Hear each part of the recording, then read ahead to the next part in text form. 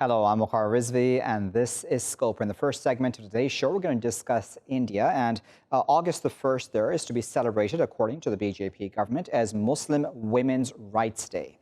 Now, this comes on the heels about a year ago. There was that bill passed about triple divorce, and that entire bill that apparently was meant to be good, of course, for Muslim women. And of course, there are arguments both for and against that. Nevertheless, what's at issue is whether or not this really signifies that the BJP will now make inroads into the Muslim community in India, especially considering the track record just over the past year, in fact, and what happened in Delhi, what's been happening in Kashmir, and of course, the list really does go on. And in the midst of all that, of course, we have Muslim women who are the most visible, of course, out there, because for those who choose to wear the headscarves, they are the most visible, and around the world, in fact, are always the target of Islamophobia the most.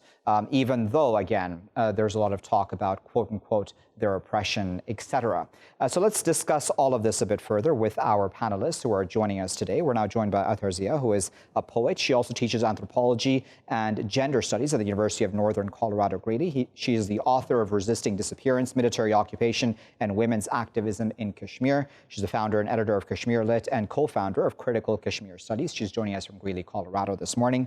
Joining us from Ahmedabad is Zakia Soman, who is the co-founder of the Bharatiya Muslim Mahila Andolan, which is the Indian Muslim women's movement. And joining us from Gurgaon in India is Seema Guha, who is a freelance journalist. She's worked in Times of India, Telegraph as a correspondent, and she's covered anti-foreigner agitation in places like Assam. Seema, Zakia, and Ather, thank you to all three of you for your time today. Zakia, let me start with you. If we're talking about Muslim women's rights just in general terms within India, at this point in time, do you think that there is really room to be celebrating those rights right now? Not exactly, because as we know that we have a right-wing government at the center. But, it's a lot of complexities which is involved. Because Muslim women need justice within home, at family, in society, and Muslim women and all Muslim as citizens of India need equal justice and equal treatment, which is guaranteed by the constitution. So it has been a long struggle of Muslim women who have been demanding a reform in Muslim family law. And the struggle for abolition of triple talaq was part of that. And I guess that is what has come to a kind of a conclusion with the law being passed last year. Before that, the Supreme Court set aside instant triple talaq as illegal. So yeah, we have attained a milestone, but we are far from our goal, actually.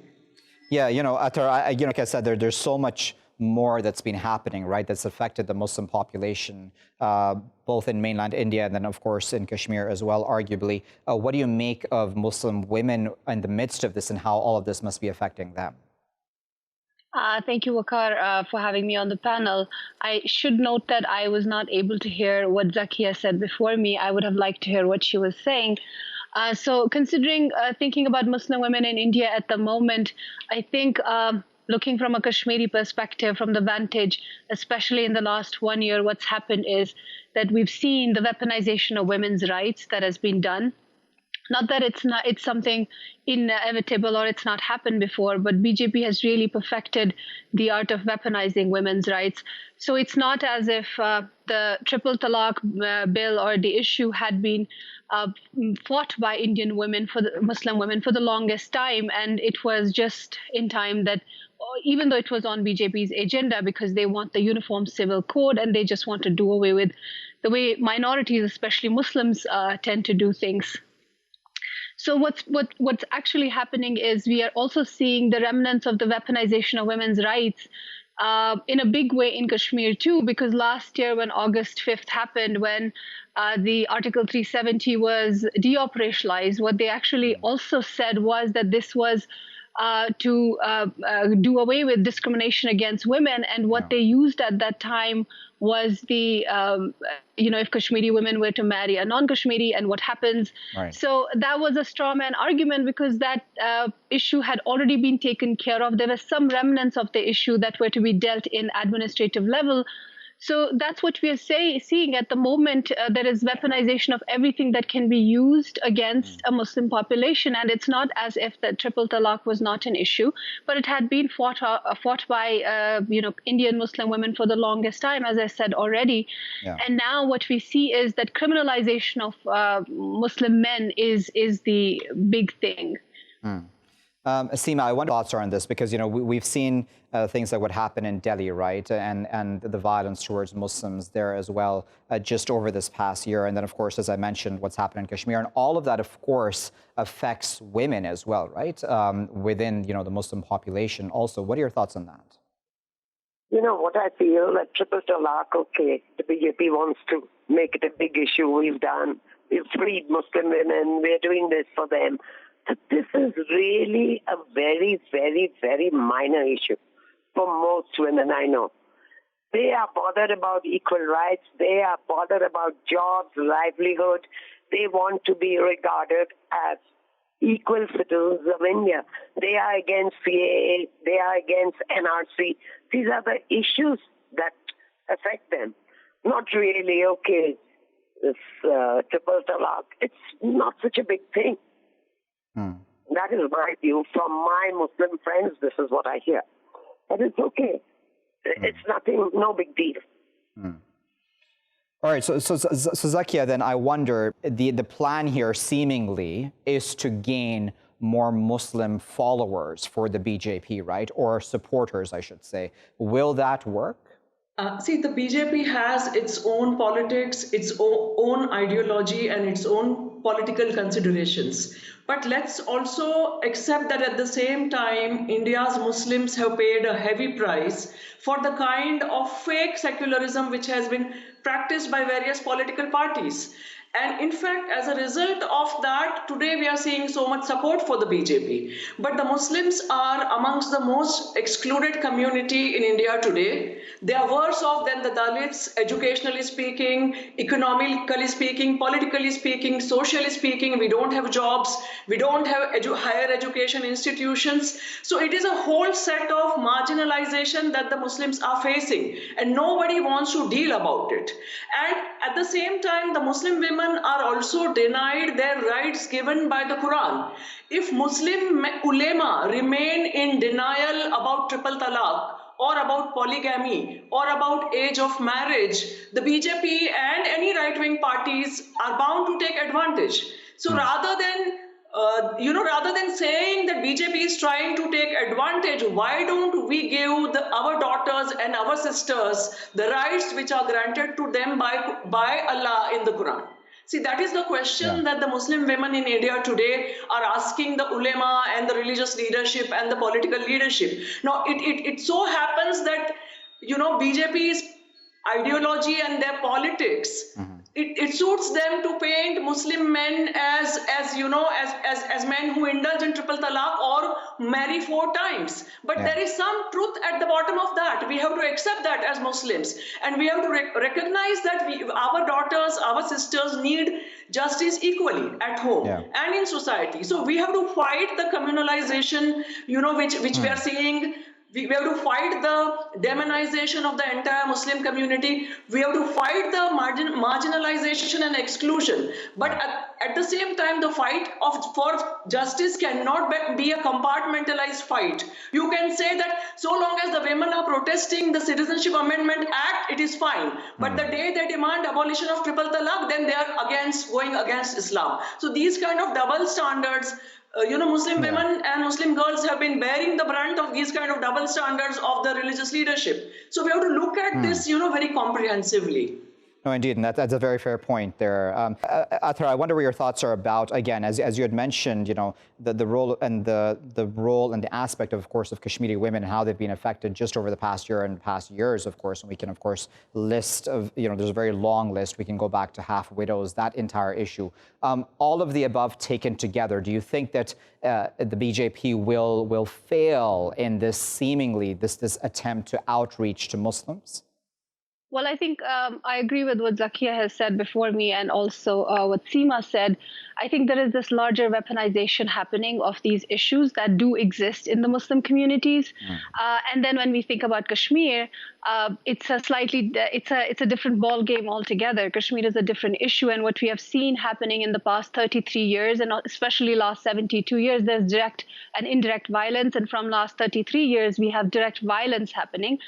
And there are many, many issues when we think about Kashmiri women's issues. We also see this reflection of imperial feminism. We see the reflection of state feminism that not just BJP, but other, as Zakia called them, fake secular governments have already imposed on Kashmir, where Kashmiri Muslim women have been pitted against their own Muslim men, and this sort of feminism where Indian liberal feminists, for lack of a better category, they would come into Kashmir trying to save Kashmiri women from their Kashmiri men, because thinking about all the issues that can exist within a patriarchal setup, they were all taken, and Kashmiri women were told that you can be better off without your men, because the demonization of Kashmiri men, Kashmiri Muslim bodies is already happening. So what we actually have to do is we have to see this very comprehensively. We have to see this as not just a gender issue, but this is an issue of a community where we have to tell the community that you have issues and you have got to settle them, as Zakia said, that they have to have justice within their household. So these are parallel struggles. And I do not see what BJP is doing at the moment, pandering to Kashmiri Muslims or Muslims in the rest of the India. I don't see them. I see them actually, consolidating the Hindu majority vote, which for the longest time has been saying that you're not, altering the minority civil laws, but you have altered the Hindu majority laws. So I kind of see them pandering to their own majority rather than the Muslim minority. And this is just weaponization of gender rights happening at the moment. And thinking about August 1 as a Muslim Women's Day, how do we contextualize that when we have Muslim men who have been disappeared and Muslim women who have been destitute as a result of that? They're half widows. We see mass rapes in Kashmir that are still, unsolved and still happening. Daily violence and harassment and humiliation. And what happened in Kashmir? It's not just a man's issue; it's a woman's issue. So from that vantage, when we see this, it just looks like a joke to me. The Muslim Women's Day, and thinking about what's happening to Indian Muslims themselves. We had the case of Safura Zargar, a pregnant woman activist, a CAA activist, who was kept in jail. And I think the vilification that happened to her was not just because she was a woman activist, but because she was a Muslim woman activist. So when you have cases like that, how do you kind of contextualize what BJP is doing? It is pandering to its own base, and it is vilifying Muslims because that is their agenda. Indeed. Seema, in the midst of all this, then we then bring in the pandemic, right? The coronavirus pandemic. And then we had that huge issue, as you well know, about the Tablighi Jamaat and, Corona Jihad, as it's been named by many in India as well, especially on social media. That also then, of course, has brought in its own wave of Islamophobia and, targeting of Muslims in some way or the other, blaming them for the spread of the virus, at least within some specific communities. What are your thoughts about that and how important a factor that may be in all of this as well? That was really very, very unfortunate. And the press also played it up. It was very, very unfair because it was, yes, that was bad. It had spread because of this religious gathering. But the same thing was happening in many other places. There were places where ministers were celebrating, they were celebrating somebody's birthday in Karnataka, where thousands of people gathered. But we didn't go after them the way we did against what happened in the mosque. So there is this whole divide in India at the moment. It's really, everything just falls into place like this. It is Islamophobia. That's all I can say. Yeah. Zakia, what's about, this entire Corona jihad issue, right, as it's been termed? It's, and I know it's happened in many societies, right, where there have been minorities that have been blamed or somebody's been sought out to be made a scapegoat for the spread of the virus. But again, what are your thoughts about how this has all fed into the Islamophobia within the country? So this is this is a very carefully thought through kind of a strategy of polarizing society, of dividing people against people, creating hatred to cover up all the failures of governance. So, we are seeing a very blatant kind of a march of this kind of anti people and anti-democracy measures. And a lot of the mainstream media is playing a very, very questionable role in communalizing the whole fight against the pandemic. But my hope comes, from the people of India, because people of India, they may be tired because of the pandemic. They may be really sort of at this time desperate because of the pandemic. But I don't think people of India really believe in, this kind of an hatred. Although, what we saw in the Delhi riots, we saw that the right wing is able to divide sufficient number of, they are able to gather sufficient number of amount of momentum, and they are able to generate, create riots and, create this kind of mayhem. But I have my faith in the ordinary people of India who do not believe in this kind of religious hatred and division. And that's what I think will be something that will force the BJP to look at their politics in the long run.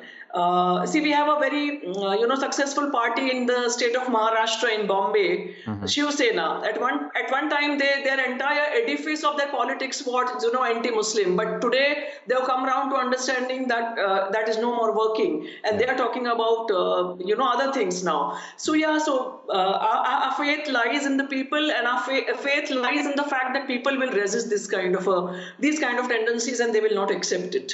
So. Okay, Ather, I'll give you the final word before I let all three of you go. What are your thoughts about, again, this entire issue of Corona jihad? Within the pandemic, we know that in many parts of the world, as I said, we have seen division and, scapegoating grow, even in the U.S. and in some points. But nevertheless, within the context of India, within the context of Kashmir, et cetera, what are your thoughts on that? Well, I think, BJP uses every opportunity. I mean, when we think about BJP's failure to govern, from my vantage, it's not really failure to govern. Their agenda is to do what they're doing and doing exactly in the same manner, which is using every opportunity to weaponize little things, big things, to communalize the issues, to make sure that the minorities in India, especially the Muslims, and then when we think are polarized, I mean, there's a polarization, and these people are demonized and then disenfranchised at some point in time completely. And that's how I see the issue. And when we think about Kashmir, it's not the same issue as that of Indian Muslims, because there's a whole different politics there. But again, every little thing, even the pandemic, is being used as a weapon. So for BJP, everything is to be weaponized, whatever is happening. And especially if it's demonization of the Muslim community, and even if it's using their women against them. And that's what we have to be very cognizant of. Indeed. As a community, as a Muslim community, yes. Definitely. Well, we'll leave it there at that. We sincerely appreciate all three of our guests for their time and, of course, for their insight, their expert insight. That was Ather, who was speaking to us from Colorado. Zakia was speaking to us from Ahmedabad, and Seema was speaking to us from Gurgaon. And they were, of course, sharing their insight and contextualizing this discussion for us because, as Zakia there said, and it's an important point to make, that, the people of India, or a lot of them at least, are seeing beyond this now, right? This sort of politics of division. And that's, of course, a good thing. That gives hope to all of us around the world, in any society where there may be any level of division at all, that people can move beyond that and look beyond that and see exactly what is happening. Because as all three of our guests have agreed, this is weaponization. In this specific case, as I've discussed today, weaponization of Muslim women's rights, right? So where they're using that issue of triple talaq bill, the triple divorce bill, and running with that and saying, listen, we've done this great thing for you as Muslim women, so that means we should have your support in the upcoming elections, or just in general for our other policies, which are in fact hurting you. So we have the Delhi riots, we have what's happening in occupied Kashmir, et cetera, and all of the above, mind you, affects Muslim women quite negatively. So how exactly does the BJP government parallel these two policies at the same time? How exactly can it justify one over the other also? I'll be back with my next segment after this break. Welcome back, viewers. You're still here on Scope with me, Waqar Rizvi. In this segment, we're going to discuss policing in the U.S., but in more general terms, and we're going to hone in on how policing has also targeted in the U.S. The Muslim community at many times unfairly. Ever since, of course, we know 9/11, there has been this marginalization of the Muslim community, and they've been seen as prime suspects many of the times. And that then does mean that there's extra surveillance of the community. And, you know, the list is quite long, isn't it, when it comes to how the Muslims have been treated ever since 9/11 and what's been happening vis-a-vis the war on terror, et cetera. And even within the midst of, you know, the Black Lives Matter movement and the importance of that, certainly, it is also important to discuss how other minorities in the U.S., such as Muslims, have been affected by U.S. police actions towards them. And of course, it's not at the level, certainly, of what the African-American community has suffered over these many years. Nevertheless, it's important to discuss as well. Let's bring that now to our panelists who are joining us this morning. Saeed Khan is joining us from Detroit, Michigan. He's a senior lecturer in Near East and Asian Studies and Global Studies at Wayne State University. He's co-authored a book on Islamophobia. Joining us from Old Lyme, Connecticut is Peter Gottschalk, who is a professor of religion at Wesleyan University. His research, concentrates on dynamics of cultural interpretation and conflict both in South Asia and the U.S. He's also co-authored Islamophobia and Anti-Muslim Sentiment, Picturing the Enemy. Peter and Saeed, good morning to you both. Peter, let me start with you. How important is it to also discuss the fact that, you know, ever since 9/11, we have had Muslims being seen as suspects, really, whenever anything happens or the possibility of anything happening? Yes, indeed. Although the Black Lives Matters movement is really important in terms of drawing our attention to the long history of over-policing of Black individuals and Black communities, we can't underestimate how important it is to consider the over-policing and the surveillance of Muslim communities in the United States, particularly since 9/11. And you know, what has that resulted in then, Peter? Because, you know, the dynamics are that certainly, as in with the UK or any other country where there are significant portions of Muslim population, everybody wants to live in a safe country, right? Nevertheless, they're seen as the ones who possibly are bringing insecurity in. Yes, there are actually at least two negative consequences from this. One is an extreme feeling of marginalization and alienation by many Muslim Americans because they know that they've been under this surveillance. They've been under surveillance by local police. They've been under surveillance by state law enforcement agencies and by federal law enforcement agencies. And since the election of President Trump, they recognize that Muslims have been deliberately excluded from immigration simply because of their religious identity.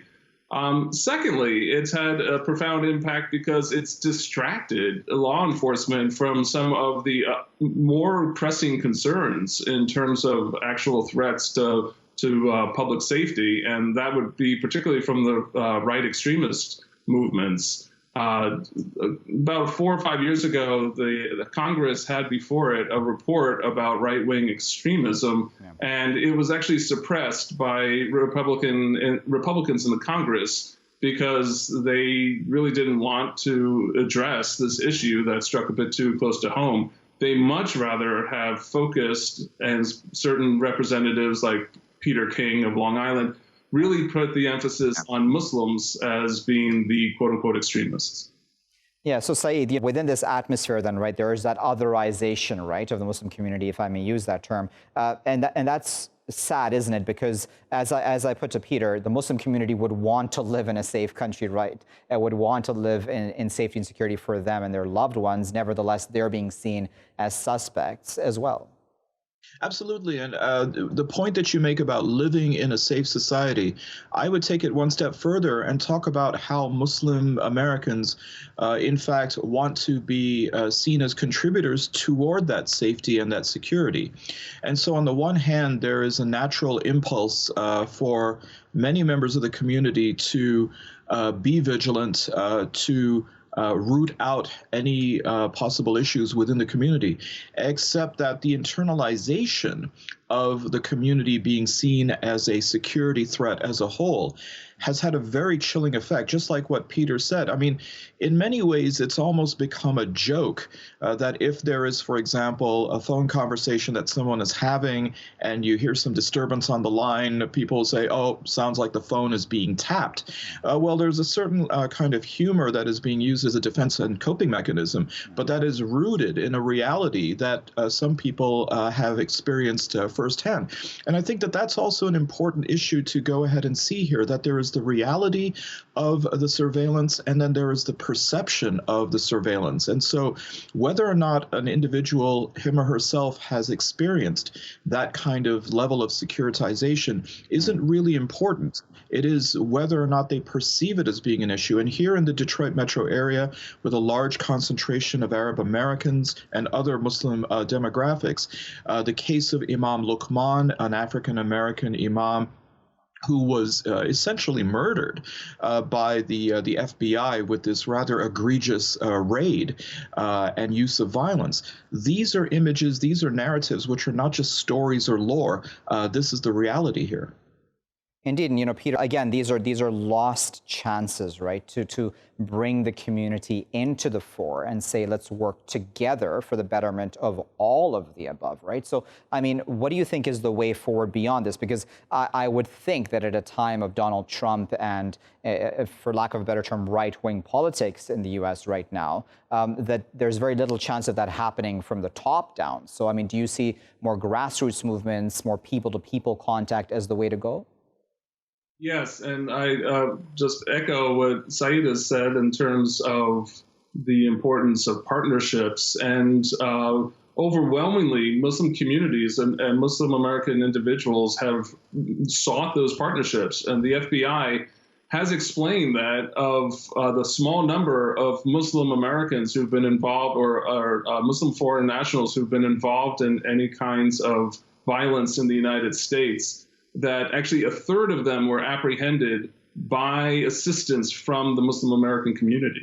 So the partnership is really clear, and it speaks very well of the Muslim American community about how hard they're working. And they've had ears. They've found, receptive ears in some law enforcement areas like the FBI at times, and in some local law enforcement, also building coalitions with their neighbors in other religious communities as well as other communities. So here in central Connecticut, the Muslim American communities here have worked really hard to reach out and have a great number of successes in building those coalitions. All right, so then, Saeed, when we're looking forward, right, do we see hope on the horizon? Is this a case of, for example, if we have a Democrat in the office, that the things will get better necessarily for the Muslim community at this time, or is this more an institutional establishment issue? It seems as though it's the latter. Even under the Obama administration, it didn't seem as though there was much of an abatement when it came to the treatment of Muslim Americans. Going through airport security lines, for example, there did not really seem to be anything distinctly different from what had occurred in the predecessor Bush administration. And again, this speaks to an overall level of securitization in the United States. And as far as Muslim Americans are concerned right now in this moment, remember, it's really three different narratives at work. They are painfully aware of the so-called COINTELPRO, the counterintelligence program of the FBI, and the way that it targeted, among others, the Nation of Islam, Malcolm X in the 1960s. They're also aware, of course, of the recent history of Muslim Americans being targeted. And now, of course, they're seeing that the deployment of paramilitary forces on the streets of Portland, Oregon, and other American cities, with the rather bold assertion by this administration that we're going after the so-called bad guys. Muslim Americans identify with many of these groups because they are championing issues that are near and dear to them. So given the fact that the atmosphere right now is just simply the latest chapter in a continuum of the securitization, and absent any really clear, explicit statements being made by the Democratic candidate, there is going to be quite a bit of suspicion and skepticism whether change is really going to occur if, in fact, we have a new administration in January 2021. So then, Peter, do you think that any politician right now has the solution for this or has the fix in his or her hands? Because, we have, yes, Joe Biden, who has made an outreach to the Muslim community and continues to make an outreach to the Muslim community, seemingly now understanding that this minority vote will also be very important, possibly as a deciding factor come November. Do you think, though, that Biden will possibly be the one with the solution in his hand to end this sort of marginalization? I'm not sure about ending the marginalization. I think one thing we have to recognize is that Islamophobia and anti-Muslim sentiment in the United States is very old. It's centuries old, and it recurs in varying waves at various times. However, I do think that Biden's initial efforts to do outreach is promising. I think Obama was handcuffed in some ways because of the ways in which some Republican politicians and supporters were depicting him as a Muslim. And so he didn't even visit a mosque in his entire 8 years as president, which many Muslim Americans paid attention to. Although he did continue to host the Eid dinners at the White House, which President Trump has discontinued. So whether any one politician really has a solution, I wouldn't go that far. But I think that Biden recognizes that Muslim Americans are politically active and that they are getting more sympathy from the American public at large. And I think the evidence of that is the result of the Trump Muslim ban. The number of Americans who weren't Muslims who went to the airports to welcome Muslim immigrants was surprising, I think, to many of us who've studied Islamophobia over the decades. And so I think some politicians recognize that this is a cause that they can connect with and promote, and it will do them well. All right, Saeed, I'll give you the word. We haven't discussed the role of the media, right? But the media also plays an important role, I imagine, in all of this, that, where we're seeing, police or the FBI possibly targeting Muslim communities for surveillance, et cetera. The media sort of feeds into that fear factor? It certainly does, and depending on which side of the ideological spectrum the media is emanating, I think we find that there's different motivations for it. Clearly, when it comes to right-wing media, they will go ahead and amplify, sometimes, in fact, exaggerate and make up the perceived threat of Muslim Americans. But I think it's also important to recognize the role of so-called left-wing media. Muslim Americans have now become sort of this cudgel by which to hit the right wing, to champion Muslim American issues and saying, look, these people are being targeted. This is just the most egregious example of the Trump administration, of conservatives, of Republicans.